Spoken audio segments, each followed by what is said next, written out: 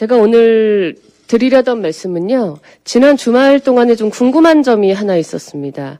우리 민주당의 이재명 후보가 각별한 부부애를 과시하며 유튜브 방송에서 그 아내이신 김혜경 씨의 지금 와병 중인 그 상황에 전화 통화까지 하면서 부부의 금슬을 과시했는데요.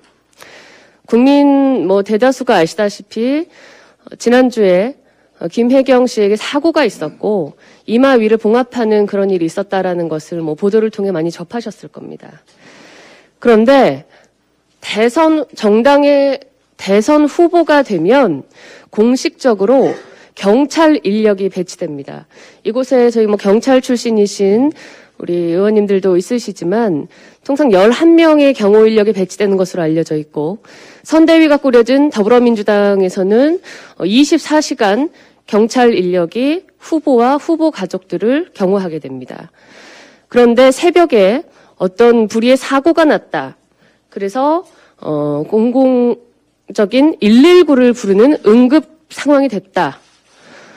이 점에 대해서 사실 당일에 알려지지도 않았고 그 이후에 이른바 찌라시라는 형태로 시중에 유포가 되면서 각종 설이 난무하고 여기에 대해서 더불어민주당의 대선 후보이신 이재명 후보께서는 허위 사실을 유포한 혐의로 두 분의 아마 국민을 지금 고발 조치한 것으로 알고 있습니다.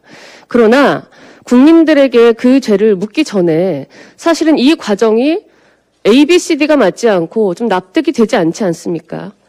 후보 부인을 수행하시는 이해식 민주당 의원께서 당일에는 후보 부인이 새벽 1시에 아마 산책을 하다가 낙상하셨다라고 설명을 했던 것 같은데요.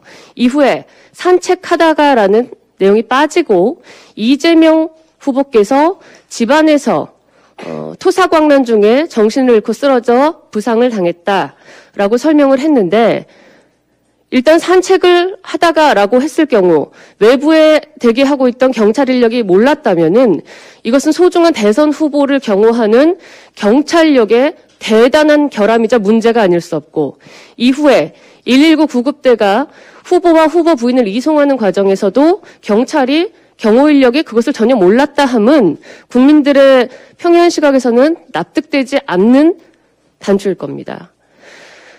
더불어민주당과 후보 측의 입장에서 이 사실을 명명백백하게 설명을 해야 되는 이런 루머가 잔뜩 퍼졌다라는 이 상황에 굳이 앞뒤가 맞지 않는 얘기를 하는 이유가 있는 것은 아닌지 국민들의 의혹을 가질 수밖에 없고 그렇지 않다면 우리 대선 후보를 지키는 경찰 경호 인력에 정말 큰 구멍이 있는 것은 아닌지 우리 국민의힘도 이제 대선 후보의 선대위가 꾸려지고 난 후에 24시간 경호가 들어갈 텐데요.